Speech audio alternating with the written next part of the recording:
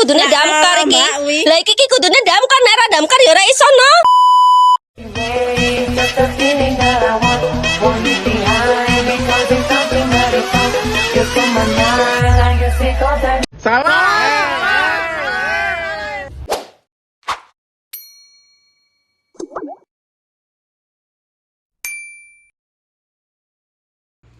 Hello everyone, kembali lagi di podcast Mata Kuliah Gade Syariah.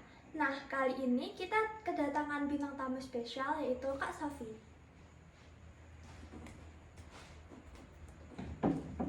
Hai.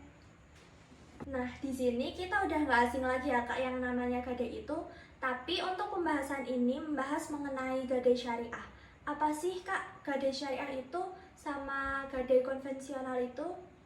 Nah, pada dasarnya pada Gade Syariah ini tidak ada yang namanya bunga atau riba. Nah, ini tidak diperbolehkan dan hukumnya itu haram dan konteks syariah ya Kak. Nah, Gade Syariah ini tentu tidak diperbolehkan mengandung unsur-unsur yang negatif. Nah, Pegadaian Syariah ini dibentuk untuk dibuat menjawab sebagai pertanyaan dan tantangan masyarakat dalam rangka memenuhi kebutuhan masyarakat. Nah, yang memerlukan pelayanan pembiayaan yang sesuai dengan prinsip dan nilai hukum Islam.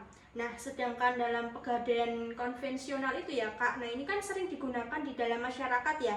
Nah, pada umumnya ini dapat dikatakan dalam pegadaian ini bertujuan untuk memenuhi kebutuhan masyarakat yang memerlukan pembiayaan secara menyeluruh menggunakan unsur bunga. Nah, untuk mendapatkan keuntungannya itu berbeda dengan pegadaian syariah Kak, soalnya kan tidak menggunakan unsur riba ya di dalamnya. Mungkin hal itu perbedaan yang tampak sangat terlihat antara pegadaian konvensional dan pegadaian syariah, begitu Kak. Nah, kalau untuk dasar hukumnya Gade Syariah itu apa aja ya Kak? Nah, untuk dasar hukum pegadaian syariah ini memiliki sama halnya dengan institusi yang berlabel syariah. Maka landasan konsep PT Pegadaian Syariah ini juga mengacu pada Al-Quran dan Hadis juga Kak. Nah, jadi jasa gadai masih ini sangat dibutuhkan oleh masyarakat.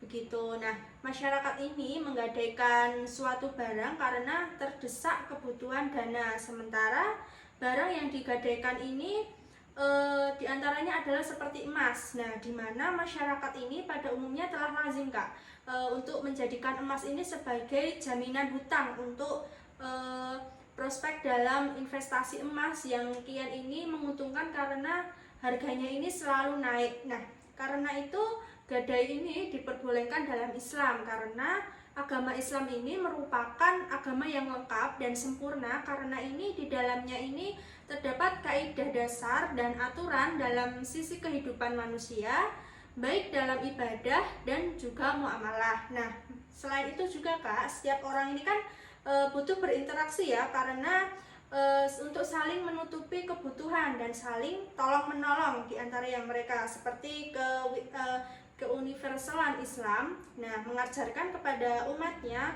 supaya hidup ini saling tolong menolong, yang kaya harus menolong yang miskin, yang mampu harus menolong yang tidak mampu. Bentuk dari tolong menolong ini berupa pemberian dan bisa berupa pinjaman, begitu Kak.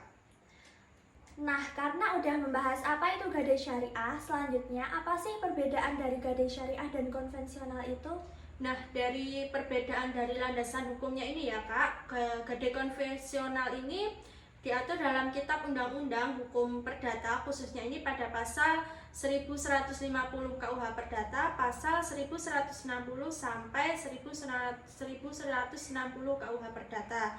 Nah, sedangkan dalam Gade Syariah ini diatur dalam fatwa DSN MUI yaitu nomor 25 DSN MUI /3 /2002 tentang rahen dan fatwa Dewan Syariah Nasional Majelis Ulama Indonesia nomor 26 DSN MUI 2002 tentang rahen dan emas. Nah, yang selanjutnya ini Kak, ada para pihak dalam gadai. Yang pertama ini dalam gadai konvensional ini terdapat debitur gadai atau pemberi gadai ini dan kreditur gadai penerima gadai. Nah, sedangkan di dalam gadai syariah ini rahan ini seperti pemberi hutang dan murtahin ini sebagai penerima barang jaminan. Nah, yang ketiga ini yaitu mengenai bukti perjanjian kredit gadai. Yang pertama itu mengenai gadai konvensional. Yang selanjutnya itu gadai syariah. Nah, kalau gadai konvensional itu seperti kredit bukti surat, kalau gadai syariah ini seperti bukti rahen. Begitu, Kak. Setelah membahas pokok materi dari mulai pengantar, gadai syariah sampai perbedaan gadai syariah, untuk itu saya mau bertanya lebih dalam lagi nih Kak.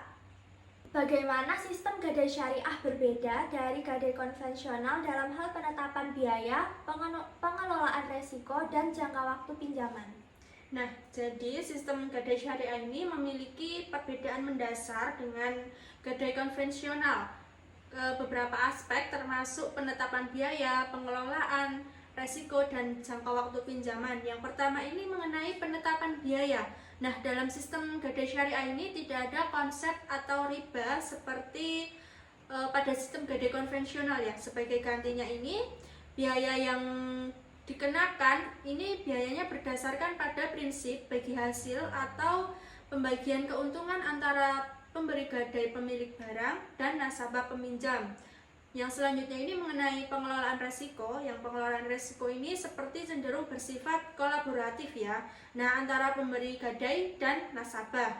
Dan yang ketiga yaitu mengenai jangka waktu pinjaman. Nah, jangka waktu pinjaman ini di dalam gadai syariah ini lebih fleksibel karena dibandingkan dengan gadai konvensional. Karena gadai syariah ini disesuaikan dengan prinsip-prinsip syariah. Begitu, Kak. Untuk pertanyaan yang kedua, bagaimana sih praktik gadai diatur dalam hukum Islam, dan juga apa peran agama dalam membentuk praktik ekonomi seperti ini? Nah, jadi dalam hukum Islam ini, praktik atau rahan ini diatur oleh prinsip-prinsip syariah yang ditetapkan oleh Al-Quran dan Sunnah Nabi.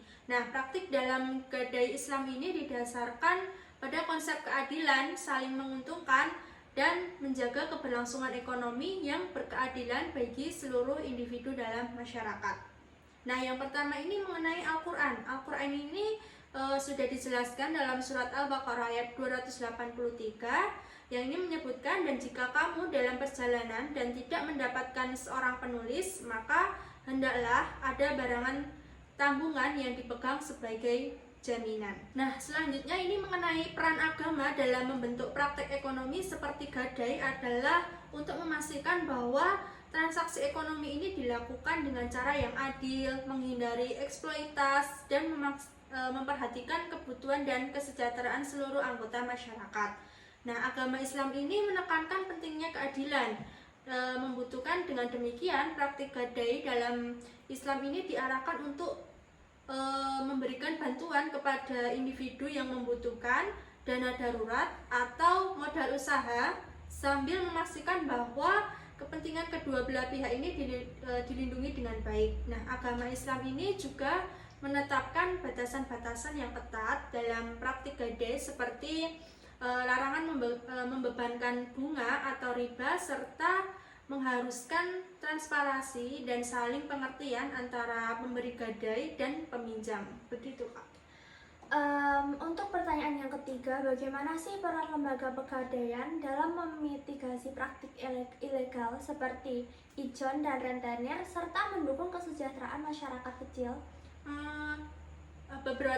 Beberapa cara ini di mana lembaga pegadaian ini dapat memainkan peran seperti penyediaan akses keuangan yang terjangkau, yaitu lembaga pegadaian menyediakan layanan gadai yang lebih terjangkau dan terpercaya dari praktik ilegal seperti ijon dan rentenir itu ya, Kak. Nah, selanjutnya itu yang kedua itu mengenai edukasi dan penyuluhan. Nah, dalam peran ini memberikan edukasi tentang praktik keuangan yang aman dan bertanggung jawab. Yang selanjutnya mengenai perlindungan konsumen. Nah, sebagai lembaga keuangan yang diatur, lembaga ini pegadaian tunduk pada peraturan dan standar yang dirancang untuk melindungi konsumen. Dan yang terakhir ini mengenai pemberdayaan ekonomi. Nah, dengan memberikan akses keuangan yang terjangkau dan mendukung usaha kecil dan mikro, karena mereka dapat memberikan pinjaman, modal usaha, investasi dalam pengembangan keterampilan. Begitu, Kak. Untuk pertanyaan yang selanjutnya, bagaimana sih Kak pelaku ekonomi menilai keefektifan dan keberlanjutan dari sistem gadai dalam mendukung pembangunan ekonomi dan redistribusi kekayaan? Nah, dalam penilaian ini terhadap keefektivitas dan keberlanjutan sistem gadai dalam mendukung pembangunan ekonomi. Yang pertama ini mengenai dari perspektif peminjam atau debitur.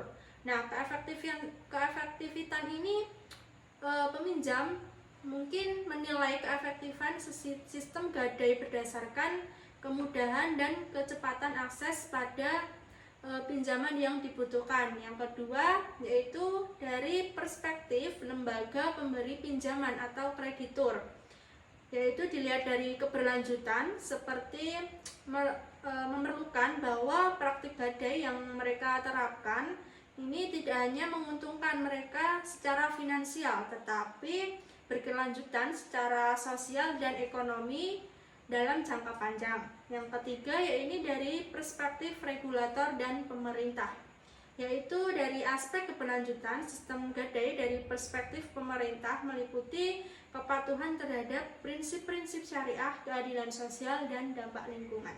Ya. Nah, itu tadi pembahasan dari materi gadai syariah yang telah disampaikan oleh Kakak Sofiana. Terima kasih atas waktunya, semoga bermanfaat. See you.